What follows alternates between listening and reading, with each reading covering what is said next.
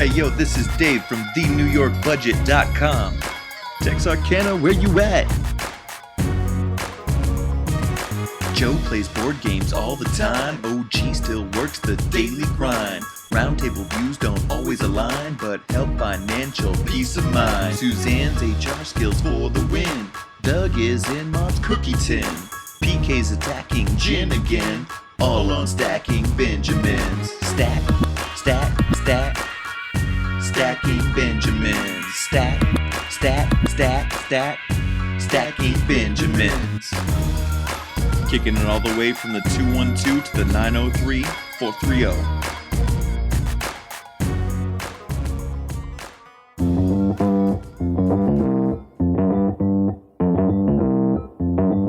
Live from Joe's mom's basement, it's the Stacking Benjamin Show.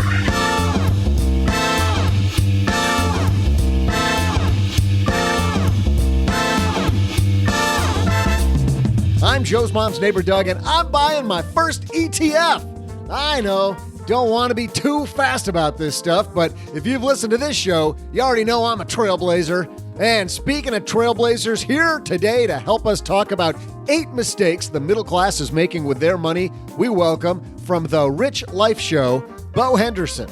And also from Afford Anything, say hello to Paula Pant. And finally, from lenpenzo.com, Omarosa Manigault Newman. I'm just kidding. She's over in the corner taping this whole conversation. She doesn't have time to talk to us. It's just Len Penzo. But did I say finally? Back up that trolley because there is more. How about mixing your video game craving with your saving and investing habit? First he created Acorns, and now he's creating yet another fintech idea. From Blast, we welcome Walter Cruttenden. And now, because Friday always needs a ringmaster, Joe Saul-Sehy. That is me, and today I feel like the ringmaster. Hey everybody, I'm Joe Saul-Sehy, Average Joe Money on Twitter, and what a team of experts we have for you today. Well, we had them and they couldn't make it, so we have these 3 instead. Actually, let's start deep under Los Angeles, where my good buddy Len Penzo is sitting in his bunker. How are you, man? I am doing fantastic. Just got back from vacation, and I'm all refreshed and ready to go, Joe. Was this your vacation to the desert in the middle of summer? Yes. It wasn't hot enough here in L.A., so I had to go to the desert where it was 110,000 degrees. I was just wondering, how was the other person in the desert with you? Were they good? Yes. You know, what's funny is we were driving home today, and the honeybee asked, she goes, "Hey, what's the temp out there right now?" And I looked, and I was looking at the odometer, and I told her it was 147 degrees. So my trip odometer. That's great. That's like those. That's like those. Do you drive in kilometers? I'm real flexible, Paul. I can do anything. It's like those people in that movie, Amy Poehler and Will Ferrell, who thought they'd save for college because they had a 401k. They had $401,000. Very good. What could possibly go wrong if you got 401k? And the woman with at least 401k and no microphone this week, she has a crashed laptop from Afford Anything. It's Paula Pant. Yes, not only do I have no microphone, I also have no laptop. Because if you are a longtime listener to this show, first of all, I'm sorry. And second of all, you will remember that back in January, my laptop died. And so after a month of return trips to the Genius Bar, I finally caved and bought a new one. Well, that was January, and this is now. And guess what? That new one is overnight at the Genius Bar. Nice job. Yeah, it lasted for 8 months. I feel like Dr. Phil, like, how's that working out for you? But that's not really appropriate. You could not have even had a baby in the amount of time that laptop went from start to finish. And you know what's sad is that you're remembering right now that conversation where they said, "Would you like the insurance with this?" And you said, "No, thank you." Well, Apple gives you 1 year on the house, so it's still insured. Awesome. And a guy who's hoping he gets 1 year of insurance on the house for his appearance here, the guy that wants all his money back, wondering what he's doing here, the guy who's going to save the show, Len and Paula, finally. And from the Rich Life podcast, we're so happy he's finally here. Bo Henderson, what are you doing here, man? Well, you know, you're talking about being hot in the desert. I'm down here in Atlanta, and the humidity here, it's its own special kind of hot. So I'm kind of dealing with that, waiting for fall to get here. But you're right, Joe. I'm wondering, what have I got myself into today as the new kid on the block? But I can tell we're going to have some fun. So. We are going to have some fun. And speaking of fun, I love the Rich Life Show. Tell everybody what you do there for the three people that don't know. Well, on the Rich Life Show, really what we talk about, and a lot of people think of me as just talking about money, tactical aspects of dealing with money, but the Rich Life Show is really about using your money to live a meaningful, fulfilling, rich life, which includes a lot of other things like our health, our relationships, and the things most important to us. It's cool. You just had our good friend Adrienne Dorison on. That was a fun interview. Oh, Adrienne was great. She's one of my most popular interviews, believe it or not. She is crazy fun and brilliant. And when I say crazy, I mean crazy awesome. So crazy in a good way. Yes, absolutely. And speaking of crazy in a good way, you know how you get crazy in a good way? You subscribe to our newsletter, The Stacker. Hello. How's that for a horrible transition? Because The Stacker is where we're not only going to tell you about what's going on here in the basement, we'll also give you details about how good financial planning works. And coming up this fall, we're going to have special guests on our 3 live shows, including in Orlando, one person named Paula Pant's going to be on the show. That's true. I may not have a laptop, but I do have an airline ticket to Orlando. It is going to be awesome. So, and by the way, for tickets to the tour, it's stackingbenjamins.com/tour. And to get on our mailing list, it's stackingbenjamins.com/stacker. Mom loves reading The Stacker. It's always free. You can unsubscribe whenever you want. But if you're like her, you'll probably put it on the fridge. So, Len, I know the honeybee. She puts her Stacker on the fridge. She certainly does, Joe. I love how I just go to Len. Yup, it's the best thing. No, I don't care what you're selling. It's fantastic, dude. Yes. That's why Len is on the show right there. Absolutely. Yes. I'm your yes man. Yes. I'm your Ed McMahon. And thanks also to Nutrafol for supporting Stacking Benjamins. Nutrafol's a vitamin made from botanical ingredients that helps improve hair health from within. Get your first month's supply with a subscription plan for $10 by visiting nutrafol.com and using promo code SB during checkout. Well, we got a great show. We've got a fantastic, obviously, if you guys heard, we have a great lineup. So let's get this party started. Hello, darlings.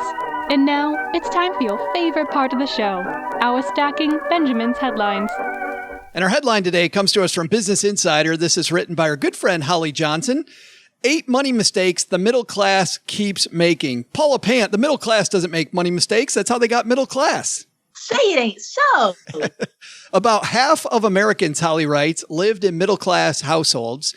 In 2014, according to Pew Research, this demographic includes families with incomes 2/3 to double the U.S. median household income, or those earning between $42,000 and $125,000, with cost of living adjustments for expensive metropolitan areas.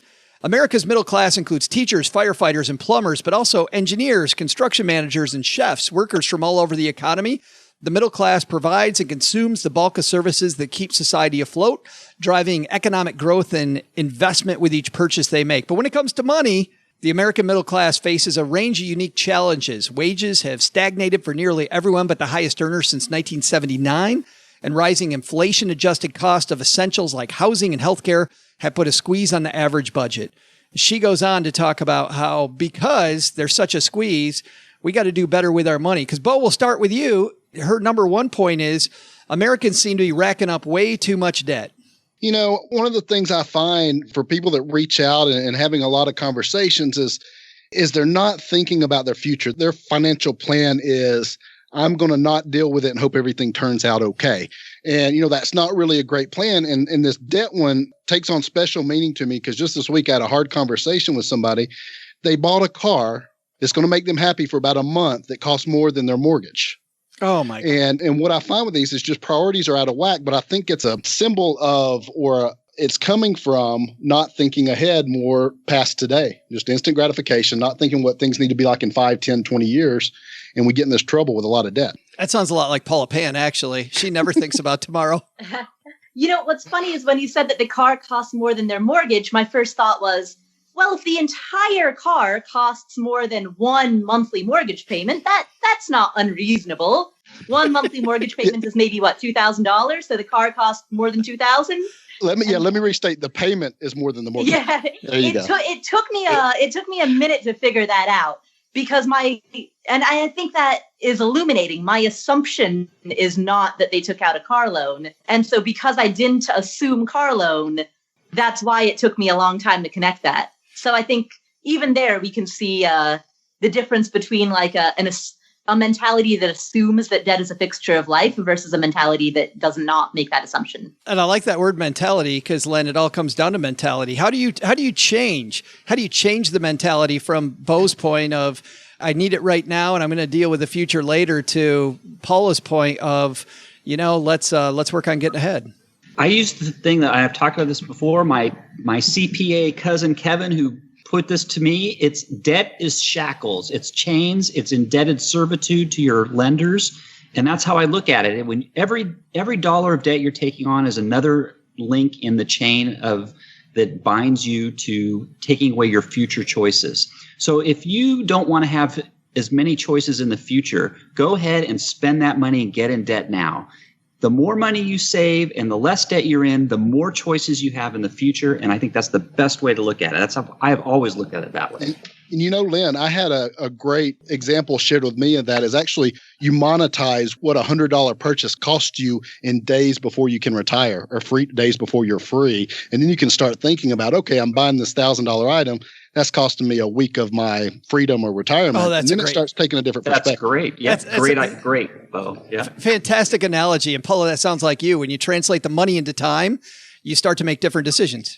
Yeah. If you calculate what is your effective hourly rate, if you're a salaried employee, just take the amount of money that you earn per year and lock 3 zeros off the end and then divide by 2. And that is roughly how much you make per hour, because that assumes 40 hours a week times 50 weeks a year. It assumes 2,000 working hours a year. So that's a quick and dirty way to figure out what your hourly rate is. And then when you start looking at purchases as a result of, like, through the lens of how many hours of my life did I spend for this, it becomes a very different equation. Am I the only one that when Paula starts talking equations, all I hear is wah, wah, wah, wah, wah? We're going to put that in the show notes because I missed it. Hey, Bo, it's a very simple equation. You carry the 1, divide by 3, and take all 3 zeros. Sprint to the finish line, and the next thing you know, you're watching Mission Impossible. I don't have any idea how that works. But no, I'm kidding. The second piece on here, the second mistake that Holly talks about is not having an emergency fund. And I think, Len, this is a big reason why people, once again, have so much debt, because there's no emergency fund. Yeah. And, she brings up this factoid that it still boggles the mind that 46% of us would struggle to cover a $400 emergency. Can you believe it? $400. You think about it's almost half the unexpected expenses that you could come across that cost more than $400 in life. I mean, a car problem, or heck, I mean, you just name it. There are so many things that can go wrong. And $400, if you can't set aside $1,000 a year savings, and think about that, that's not really that much. If you set aside $20 a week, if you can pull that away, you'll have that $1,000 saved in a year. So it just takes a little effort to do that. But that assumes amazing. But that assumes, Len, that nothing's going to come up. The cool thing is you might not get there that fast, but if something comes up, now you at least have some cushion to go to. Of course, yeah. But my point is, it doesn't take long to save even $1,000. That's what I guess what I'm saying. Yeah. Is you set it aside. It doesn't take long. You just got to put your mind to it and get that savings going. It's a state of mind, really, saying, "Hey, I am going to have emergency savings." Len says it's a state of mind, but Bo, in your work, I'm sure it's not just a state of mind. It's got to be a system too. Do you have systems that help people get that emergency fund in place? We usually come up with a formula, and it's different for each individual as to money coming in, what percentage needs to, if that's not filled up, if we don't have a month of emergency fund, what percentage needs to go to fill that up? And again, it's different for the expenses, the debt of every person. But what we were talking about, what I see is it gets into, if we're not careful, it gets into this very big cycle of using our credit cards as the emergency fund. Right. Then you get ahead a little bit, you pay it off, and then guess what? Something else comes along. So you can get in this long-term cycle of using your credit cards as emergency fund. If you don't just bite the bullet and give you a month cushion, will probably satisfy 95% of the emergencies that would come up. You know what a lot of people think, though, Paula, because you talk to the other side of the equation, which are people that sometimes I think are too intelligent for their own good, who go, you know what? An emergency fund sitting there earning nothing. I don't want to earn nothing, so I'm going to avoid the emergency fund. If we're talking about, say, a 12-month emergency fund, then sure, I can see the logic in taking the 9 out of those 12 months and put it into some type of conservative bond fund, or, I can see the logic in trying to optimize that a little bit. But if we're talking about 2 or 3 months, I mean, dude, you're pinching pennies, and your time and energy is much better spent having that cushion there so that at a minimum, you just don't have to closely monitor your bill pay quite as much, and then focus your highly intelligent brain power on earning more.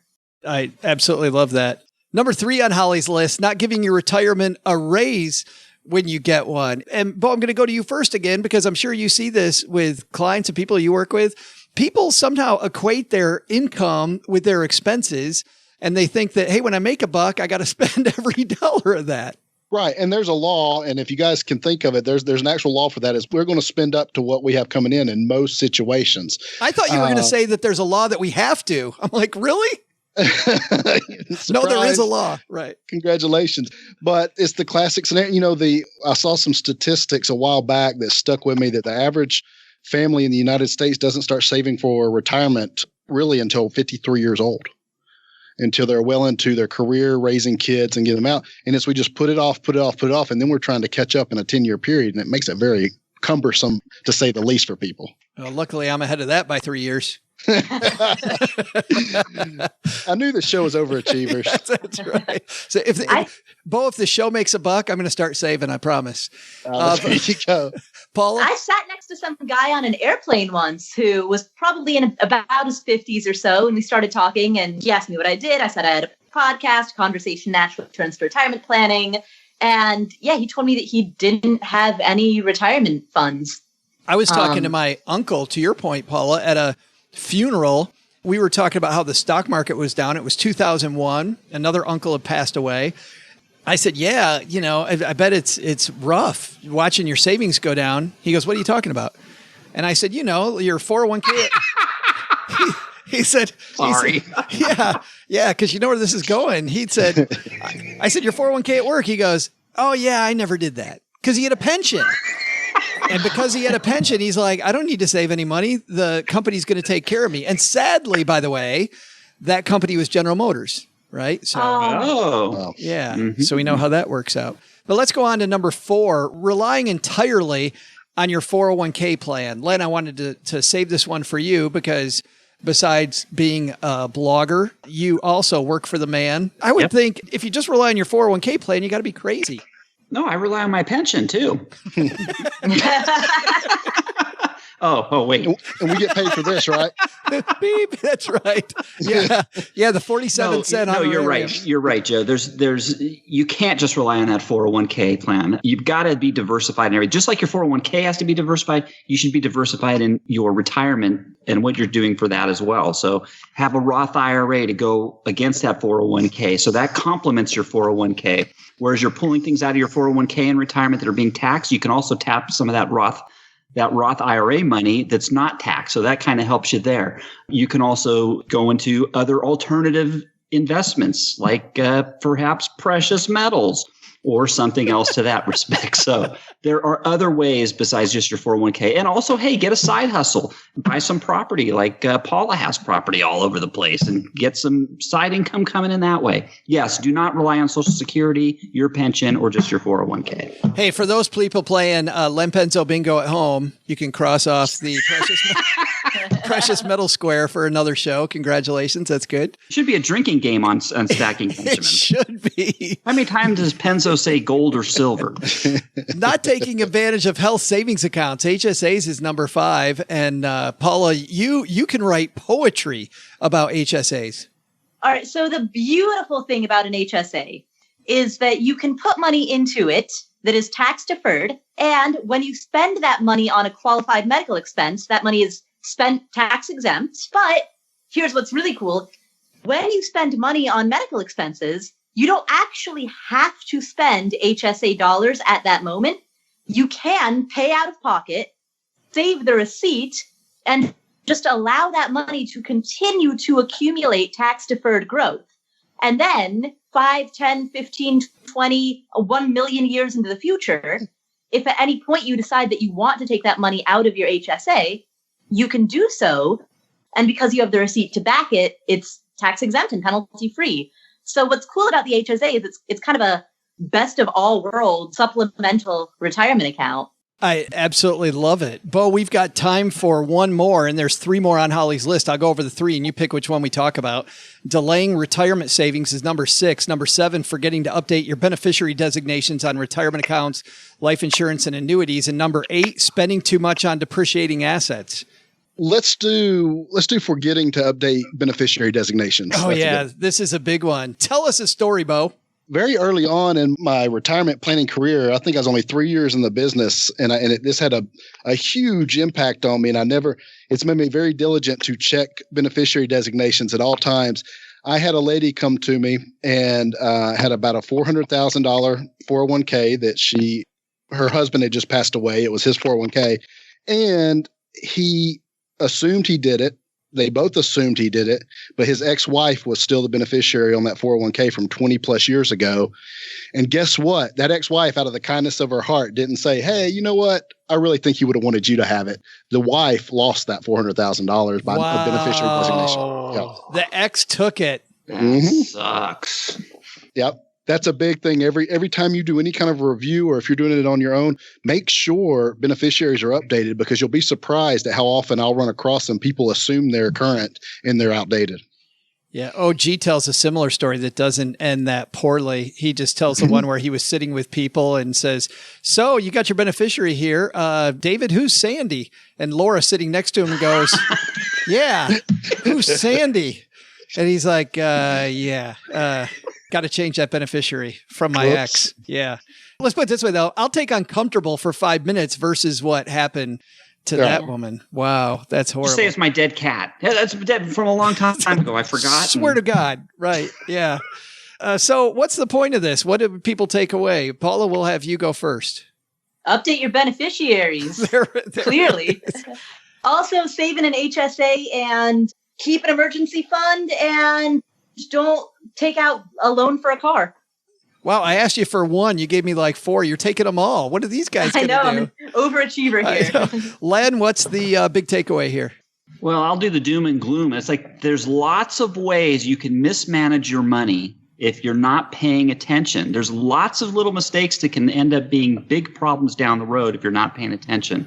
So it's good to review all of these things and look and review what you're doing at all times. And for those of you playing the Len Penzo bingo, we got the doom and gloom in too. So 2 more and we got the bingo. Bo, you're the guest. Let's give you the last word. You know, I think paying attention to our debt, because I can't tell you the number of difficult conversations I have when a person has $7,000, $8,000, $9,000, $10,000 of expenses trying to go into retirement. The sheer assets that would take to sustain that for most people's unattainable. And to the other point, when somebody has most of their expenses taken care of and debt taken care of, they can live well off of $3,000, $4,000, and that makes it a lot easier to have the lifestyle and the peace of mind you would want in your retirement years. Man, I wish I had my shots if I knew we were going to have so many things. Had your shots, like shots of Yeah. Every time Lynn says something, I'm gonna take a shot. I know. I don't think I told you this, but PT, Philip Taylor, when he was on the second time, he said if I would have remembered how relaxed this was, I would have been on my second beer by now. So yeah. I'm gonna grab a drink. Oh, Paula. Oh yeah. Okay. What the hell? So, Bo, as background, every single time we do one of these recordings, these guys, Joe and Len, are always drinking, and I'm usually like having a water. No, you're having something water. green. Like, I'm always something having, green. Or a green juice. Like I'm always having the healthy drink. All right, this is That's happening. why. There you go. Oh, Presentation. Wow. it's about to get interesting. Awesome. Oh yeah. It's about damn, 6 years later, Paula finally. Oh, Good for you, Are Paula. you recording this? I hope so. yes. After years of being on this show, you've finally driven me to drink. and because we have the only shortwave with video, we have proof. All right. All right. Cheers, Paula. Cheers. Cheers. Cheers.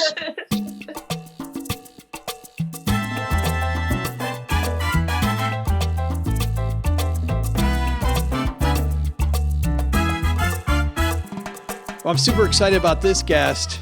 You know this man, even though you might not know his name. Walter Cruttenden, financial services innovator. He's founded and served as CEO of Roth Capital, a leader in funding emerging growth companies since 1983. He also founded and served as CEO of the investment banking arm of this little company called E-Trade, which became the number one provider of online IPOs before that got sold. Walter then went on, because that's not enough. What do you do after that? Well, you create this little company called Acorns, the first and largest micro-investing platform with his son, Jeffrey.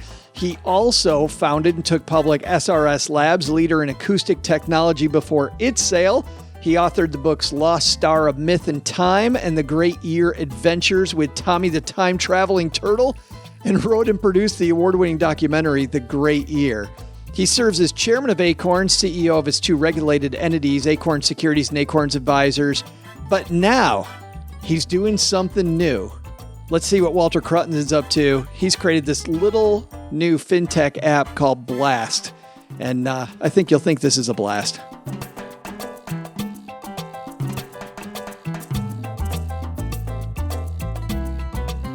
And coming down the stairs, I'm so happy he's here. Walter Cruttenden, how are you, man?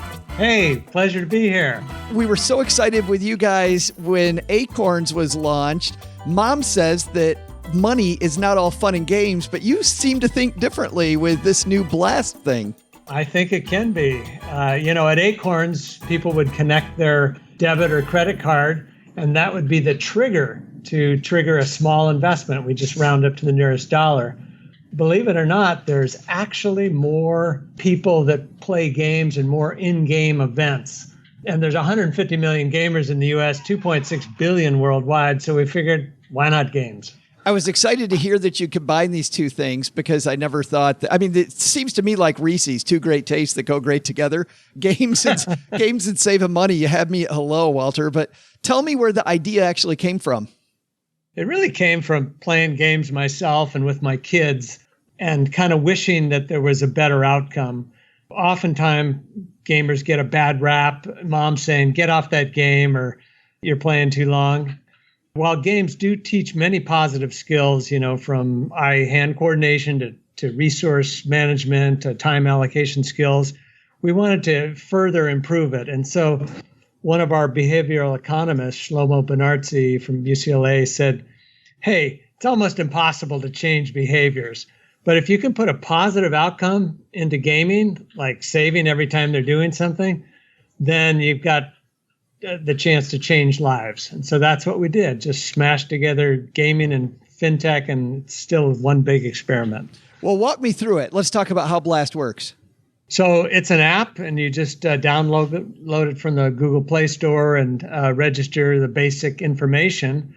And then you can do one of several things. You can trigger save. So as you play your favorite game, you can set that you want to save a penny or 5 cents or a dime or whatever the number it is for either time played, say minute played, or based on in-game achievements. So many coins collected, so many minions taken down or towers destroyed, something like that.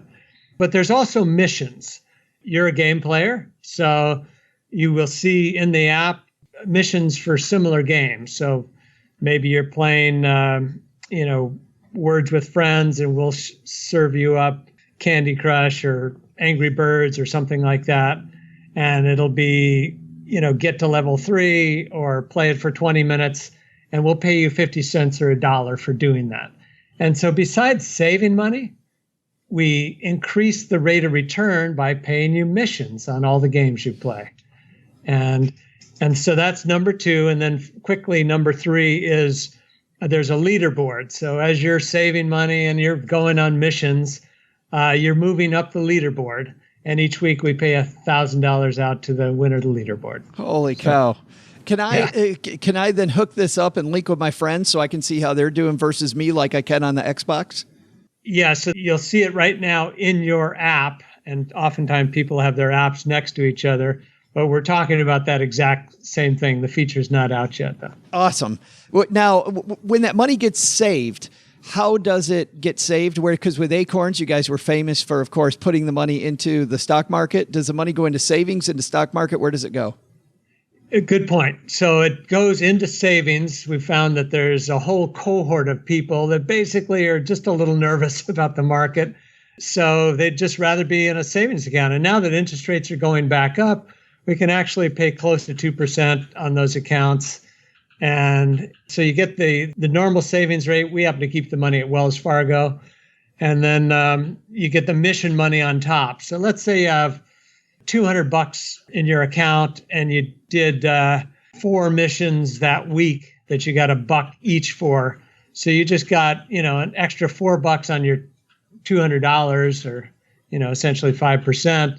So you get a super energized return. Even without the missions, you're paying better than a brick and mortar pays on savings. Yeah, and it's because we caught the wind right. The rates are going up right now. So, we just pass it all through.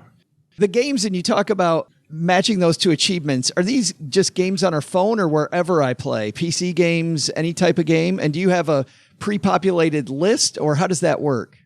Good point. So it's currently works with all games that are in the Google Play Store, and that's over 1 million games, several million games actually, and that'll be at least with the time trigger.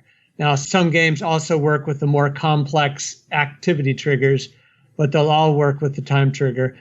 And then we introduced Android, Google, first, and then we'll come out with iOS in about 8 weeks from now. Wow. Too bad you don't have anything going on, Walter. I feel bad for you. Tell me how you guys make money, because you're paying out a good amount of money. How do you guys cash in? We have relationships with the game companies. And as you probably know, the game companies are large and growing very fast. And they're all trying to get new users. I read an article the other day that 500 to 1,000 new games hit the Google Play Store or the App Store every single day.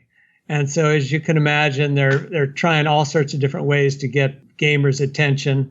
And we're a channel for that. So we make it really fun to save money through games. And so game companies pay us money and we share some of that with the saver. Gotcha. And you mentioned iOS is coming.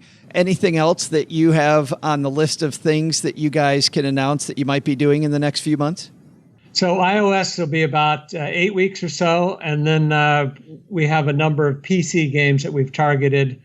Some of the PC games have open APIs, so we can pretty easily figure out how to serve those triggers up through our app.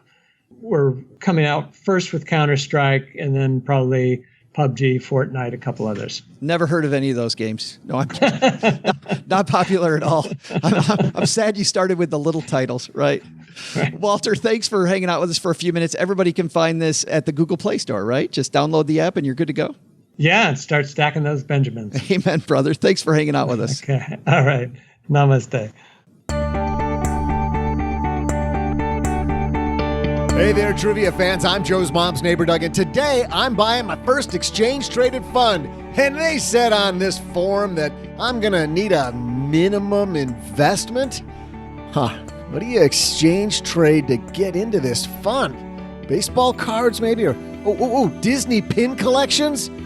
Rare shells from Lake Michigan beaches. That's pretty valuable stuff. Well, I'm going to mull that over, but while I think, let's get you thinking about today's trivia, which is this. How many new exchange-traded funds were created in 2017? I'll be back with the answer to both this question and the bigger question, what do I use as my exchange investment for this fund?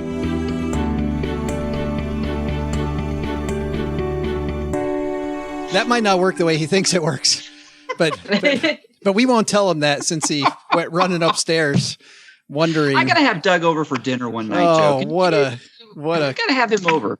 What a dumpster fire that would be. I think we should all guess not only a number, but also what he's going to exchange.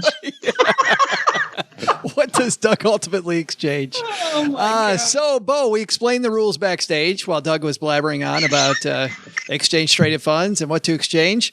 The way we play it, obviously, Price is Right style. You're playing on behalf of OG. The score is tied, Bo.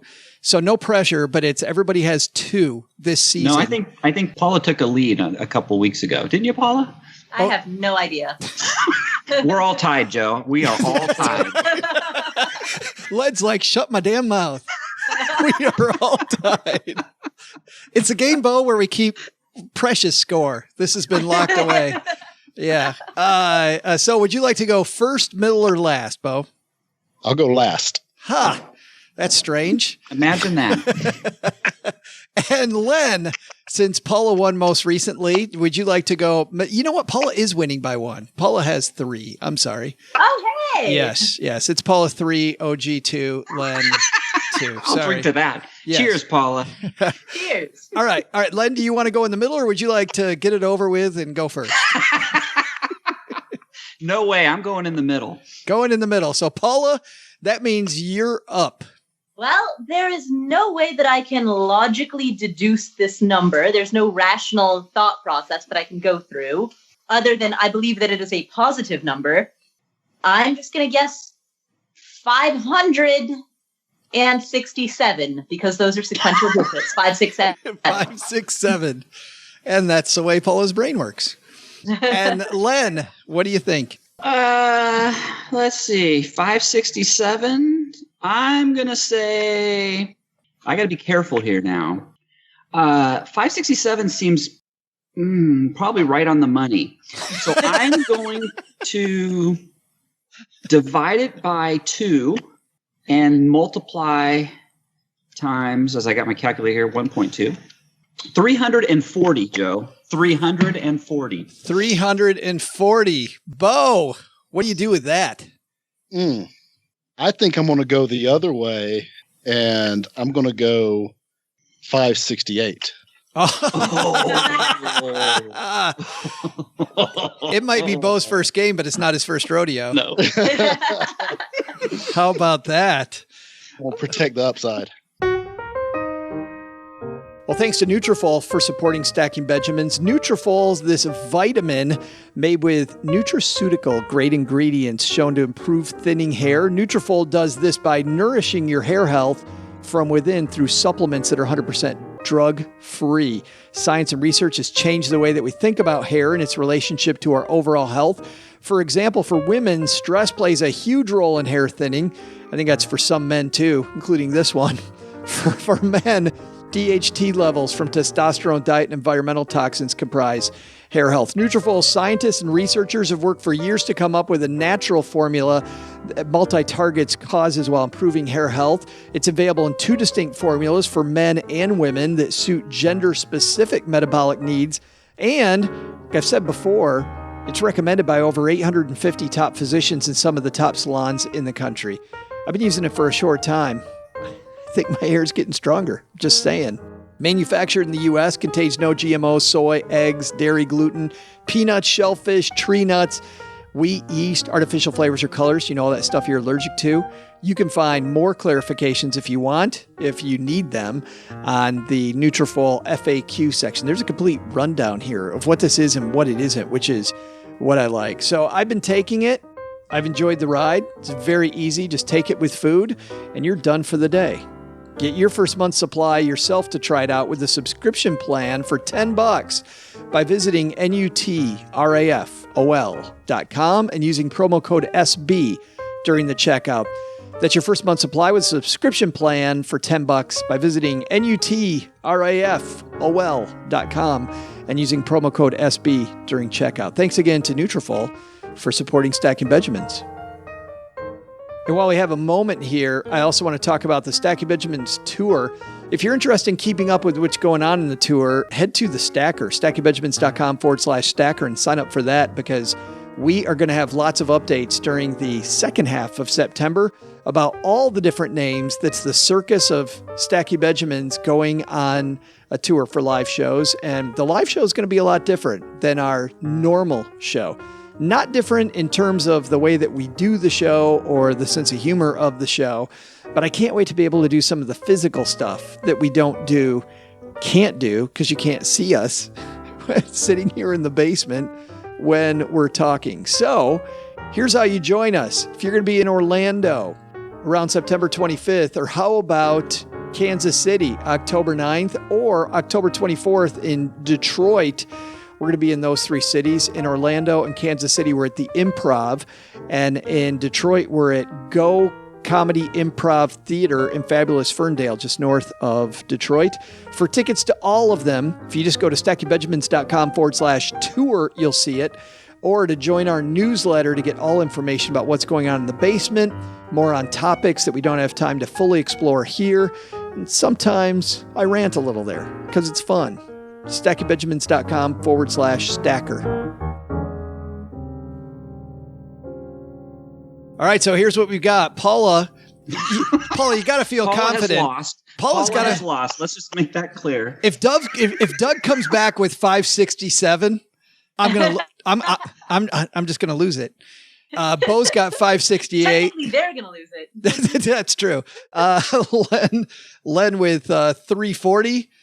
But I think the more important thing is, what's he trading in for? You got to exchange something, Paula, for your exchange traded fun. What's he exchanging? Absolutely. I am going to guess that he's exchanging a basket of kittens. Len. I think he's exchanging the leftover French fries from his McDonald's that he found under the cushion of his couch. That would be incredible writing if he did that. Imaginative, right? Bo, how about you? I'm going to go with his example of his top. I'm making this part up. His Topps baseball trading cards. All right, let's hear. Hey there, trivia fans. I'm Joe's mom's neighbor, Doug, and I figured out what I'll exchange to buy into this exchange-traded fund. My belt buckle collection. Of course, while the snakehead one is really cool and my number 17 NASCAR belt buckle is going to be tough to part with, the real truth is that ever since I switched to Velcro pants, I don't need to wear belts anymore. Modern miracles, I'll tell you. I don't know what's been bigger for civilization, Velcro pants or those little sausage and bread weenies. Brilliant! But also brilliant, if I do say so myself, is today's trivia question, which was this: how many new exchange-traded funds were created in 2017? Well, 2007 still holds the record for the most new funds at 269, and 258 were created in 2015. 2017 is third with an incredible 241 new exchange-traded funds. I wonder exactly what exchanges all those new funds take. Maybe that's Monday's trivia question right there. See ya! Vindicated! Darn it. That's 2 weeks in a row I've been closest but been over. Swing and a miss. Made in the lead. My gut was telling me to go with NASCAR memorabilia is what he traded in, and I should have gone with it. You would have still been so close like Len was. Almost there. Had you played the Velcro I do feel pants... like that in terms of the exchange, basket of kittens is closest to belt buckle collection. Closest without going over. Yeah, right. Still 200 and something exchange traded funds. That's amazing. Isn't it funny? Doug said it like 10 seconds ago. I can't remember what the number is. Joe, you don't even listen to your own show. My what? I have a show? It's fantastic. Hey, clearly somebody wrote a letter to the wrong people because they asked us for some help. I don't know why they did that, but Doug just brought down some mail. And today's letter's from Dan. Dan says, I definitely lean toward OG's thinking about bonds. And Bo, because you're new to the show, I'll explain that. OG has if you use bonds at all, you're asking for trouble. So he is a zero bond. It's cash and equities, and that's it. But what is your suggestion for creating a defensive portfolio position if you're already in retirement? And because you do this with people every day, Bo, we're going to have you go last. We go to the expert last. We don't want the expert talking first. Lenny, you're in retirement. How do you build a defensive portfolio? Well, one word. Gold. Did anybody say bingo yet? Has anybody got that yet? Well, that's one way. Hey, if you want to get out of bonds, you can go ahead and buy precious metals. Or if you want to get into, and I would never do this, but you can get into the precious metals ETFs if you'd like. That's another way out of it. There's also other things you can do. There's something called market neutral funds, which is a way of diversifying yourself. And I think Vanguard has one called the Market Neutral Fund or something like that. And what they do is they invest in companies. They will short a company and they will go long on a company in the similar category. and it kind of like hedges. One hedges against the other, and it kind of tries to. It's like a hedge type of fund. Help me out here, Joe, because I'm swimming out in the deep waters. No, it's interesting because I haven't gone that route in a long time. The thing that I'll say about your precious metals, and I want to get back to something you said there, was that I used to use precious metals in portfolios when I worked with clients because of the, practically close to zero correlation with the stock market. So even though it's 8 times more volatility than the stock market, I found that just because the stock market goes up and down, precious metals might do something completely different. Even though it was more volatile, it would usually calm down a portfolio. Now, well, yes, yep, I agree with you. Yeah, I would use it. Of course you do. That's as I said, as I'm looking in my bunker here, my Scrooge McDuck. I'm talking your language. You're bathing in gold right now. But a gold ETF. Why the distinction between a gold ETF and physical gold? Well, the reason most people buy physical precious metals is it's about reducing counterparty risk. And when you have an ETF, there is a counterparty involved between you and the metal that's being stored for you somewhere else. There is the possibility that that person might be overselling the gold and silver, and there's a chance for default. Whereas if you have physical metal in your possession, you don't have to worry about that. Yeah, good. I was curious about that. Paula, defensive portfolio. I would suggest TIPS, Treasury Inflation Protected Securities, which are, as the name implies, they will protect you from inflation. They will adjust based on inflation so that when your TIPS matures, you will have principal plus inflation. It also protects you from deflation. So just in case we are in a deflationary environment, you will still get your original principal contribution back. So TIPS, I think, are great for a defensive portfolio when you're in retirement. My other suggestion would be laddered CDs, in which you would buy a number of CDs, one that has a 5-year maturity, one that has a 3-year maturity, one that has a 1-year maturity, maybe one that has a 10-year maturity. And then as each one matures, you use the proceeds of that to buy the longest maturity one, thereby having that combination of liquidity as well as longer maturity duration returns. But how much money do you play that game with? What percentage of your portfolio do you go defensive with? I mean, for me, because I'm 34, 0. But if you're in retirement and your goal is wealth preservation rather than wealth accumulation, then a much bigger percentage. Now, that being said, if you are 60 or 65 years old, you still have 30 years of being in the market. Even at the age of 60 or 65, you still want some degree of aggressiveness within your portfolio that you can dwindle down as you reach your 80s or 90s. Bo, what do you think?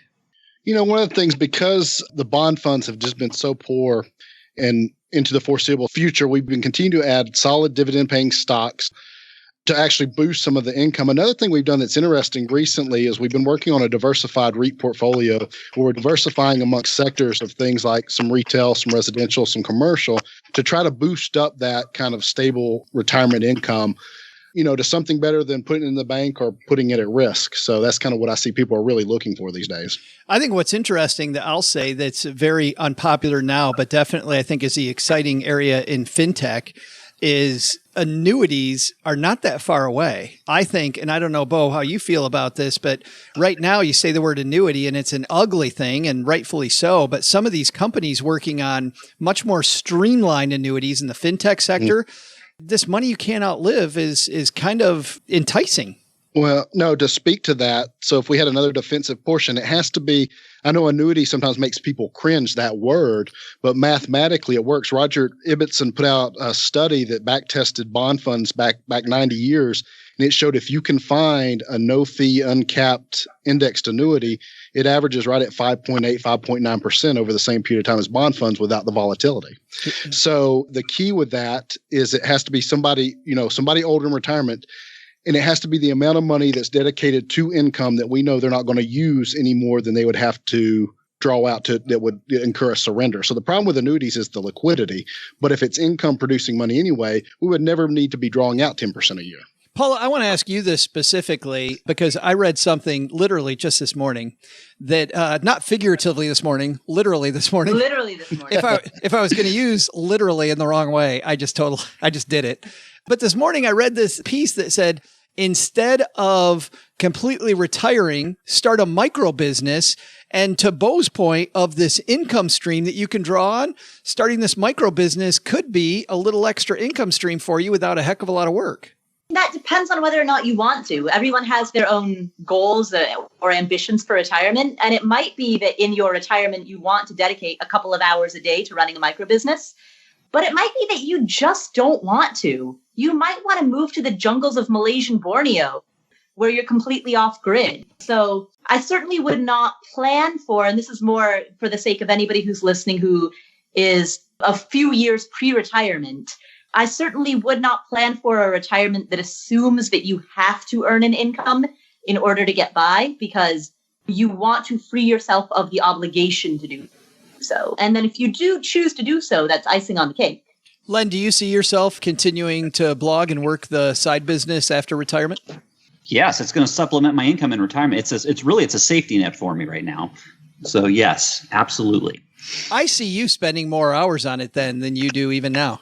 Oh, absolutely. This is an untapped, and it's really not. I've only scratched the surface. It's hard when you have a real job during the day where you're working for the man and you just can't put the hours in. You know, some of these bloggers who all day can put all day into it. Oh my gosh. Yeah, there's lots of opportunity.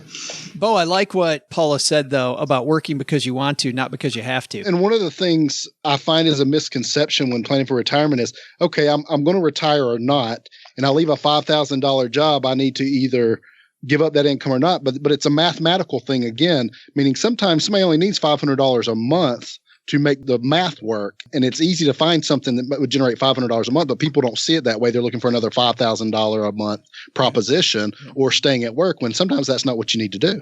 Like a black or white thing. Yeah. There's a lot of gray area.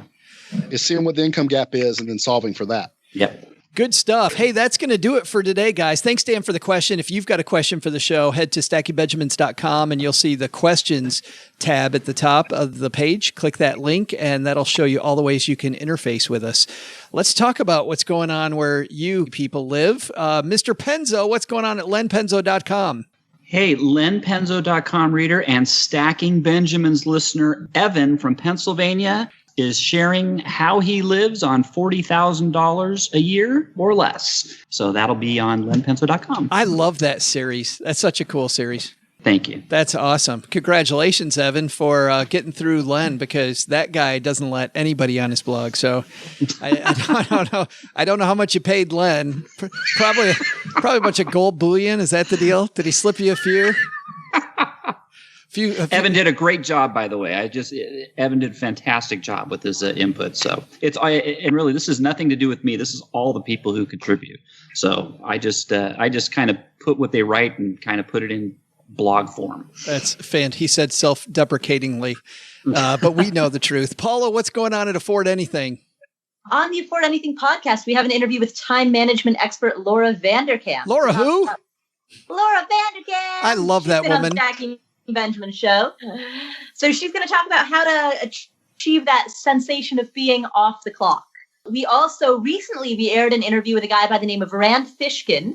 He was once $500,000 in debt and later went on to start a company that pulls in about $45 million a year in annual revenue. Wow. So, what was that guy's name? What was his name? Rand Fishkin, founder of Moz. Isn't he the guy from Escape from New York? No. Or that's Plissken. Founder of a company. That's Snake Plissken. Oh, I messed it up. Sorry. The founder of Moz. Never heard of it. No. That's amazing. What an amazing story. Yeah, Rand is a very thoughtful and very transparent guy. That was one of my favorite interviews. Wow, so both of those are on the Afford Anything podcast. I'm sure you and Rand didn't hit it off at all. Yeah, he's a great guy. I really enjoyed talking to him. Bo, thanks a ton for coming and saving the show this week.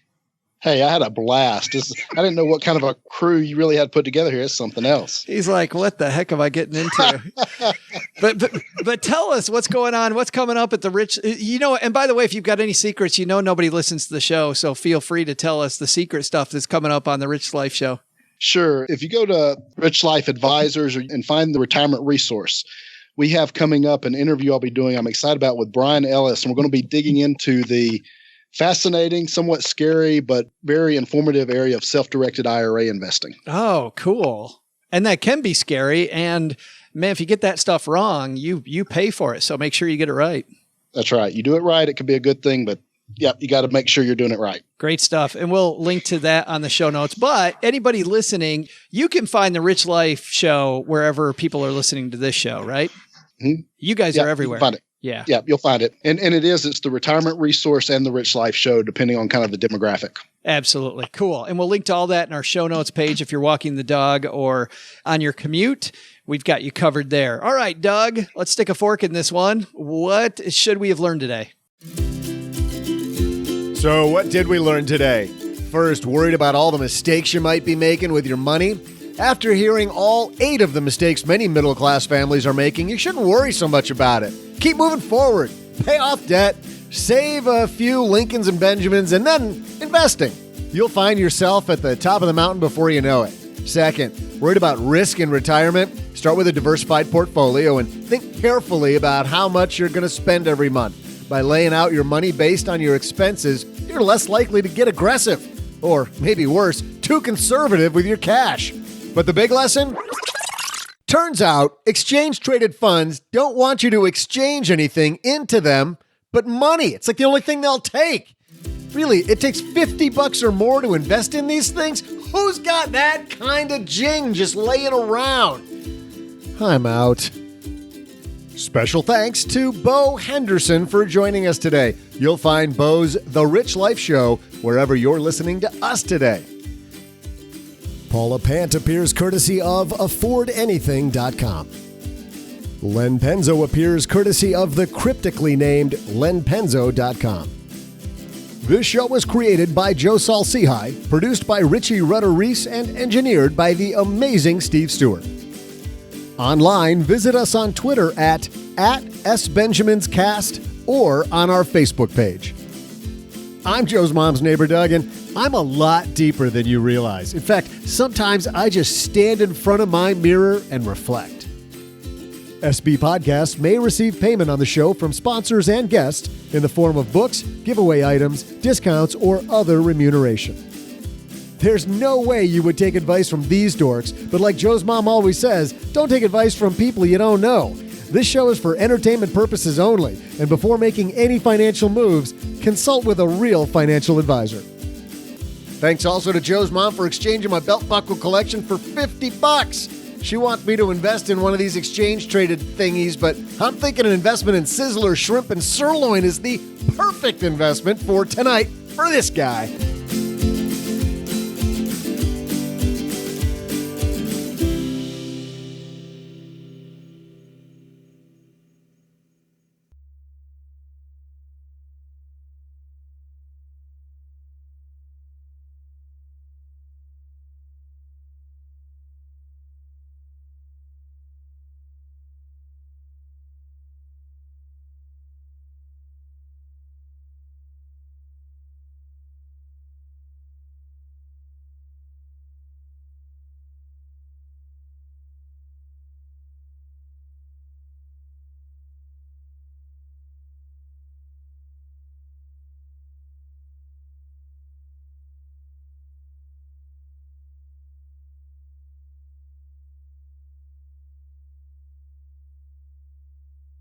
Welcome to the after show. This is the part of the show that doesn't exist. Bo, you're new to the after show, so we'll give you the rules. What happens in the after show stays in the after show. We don't talk about it. In fact, we've had people on social media reference it, and if you have to reference it, just call it dessert. And Paula, by the way, we have the only shortwave with video.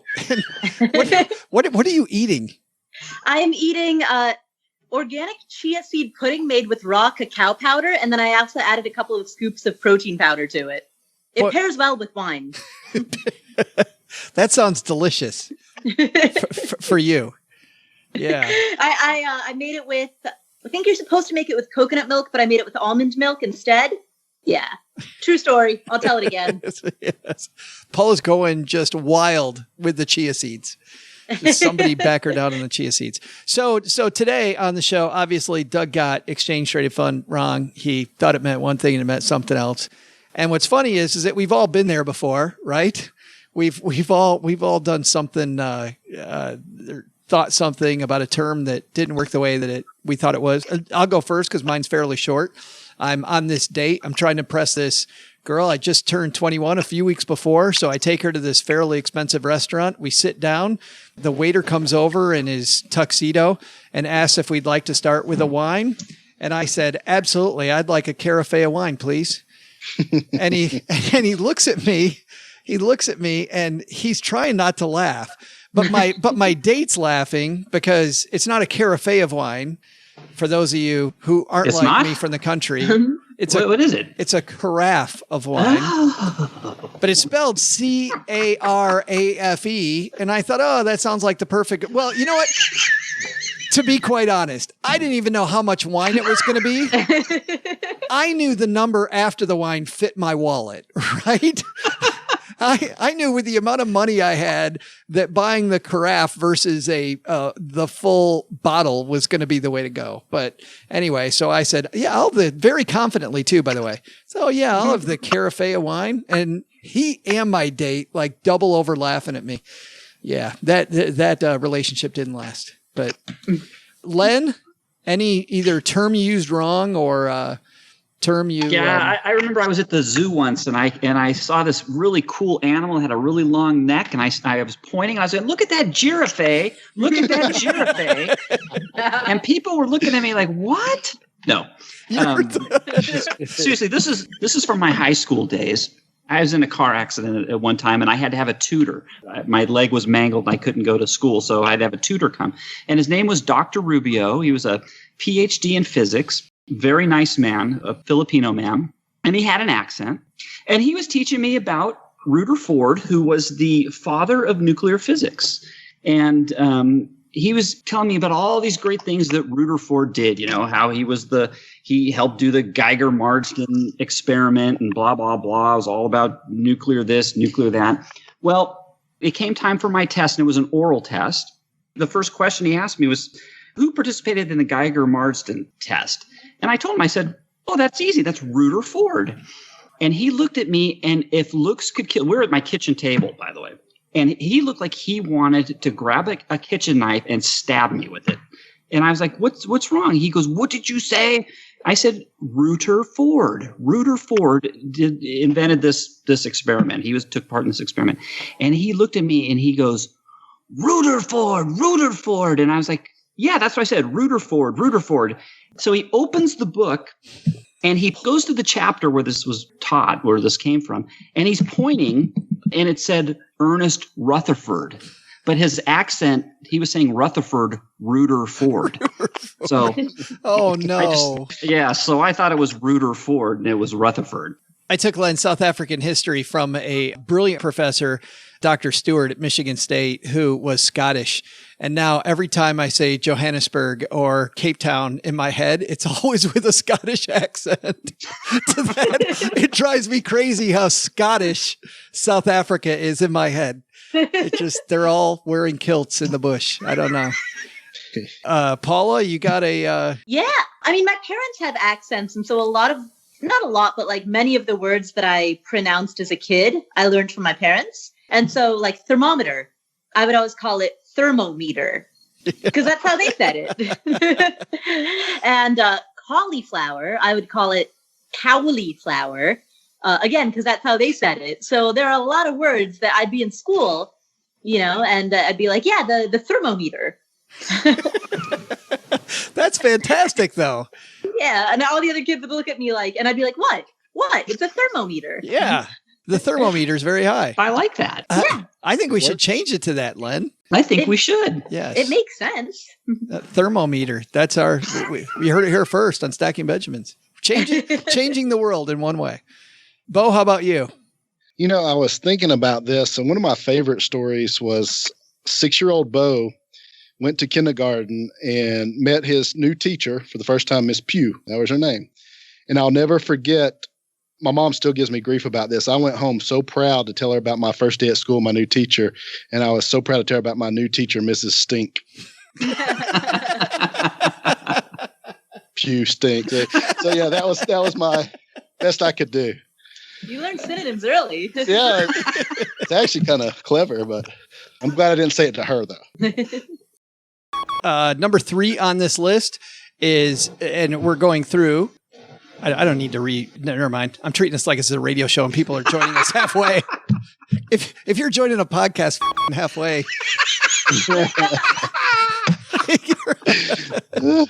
stupid.